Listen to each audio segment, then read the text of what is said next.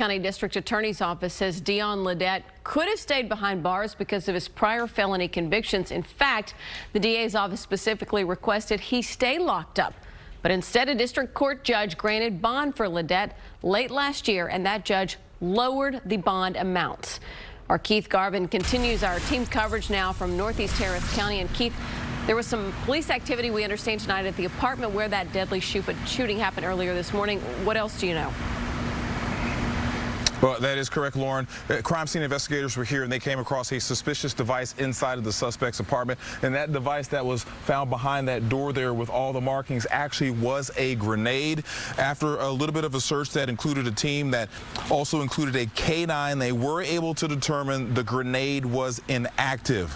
But it capped what was a very long day here at the Timber Ridge Apartments. Nearly 14 hours after Monday's officer-involved shooting, a bomb-sniffing dog with a Harris County explosives unit enters the apartment of the deceased suspect. This after crime scene investigators located a suspicious device. After a search, the team was given the all-clear, but the law enforcement and victims advocate communities are still looking for answers to an increasingly perplexing question. How could a seasoned criminal who skipped bail be allowed to be on the streets in the first place? Got paid less than $2,000 to get out on bond. Senior Officer Doug Griffith is the president of the Houston Police Officers Union, but also knew Senior Police Officer William Bill Jeffrey personally. Griffith says as a habitual offender who had done 2 stints in prison, suspect Dion Ledette should have been given no bond for his latest offense, especially after forfeiting bond last year. A judge, according to Griffith, did increase the bond to $20,000, but that was far lower than the original $65,000 bond. Griffith says the judge in this case has questions to answer himself.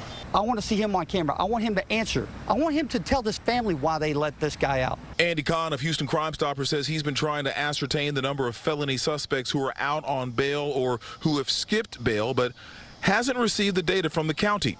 He says the results, however, have been plain to see. The officer is now the 138th person murdered by defendants released on multiple felony bonds, felony PR bonds, or bond forfeitures in Harris County.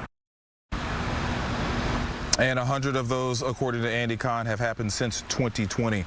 Police Union President Griffith added that the issues of bond is something that the Harris County Commissioner Court need to address as well.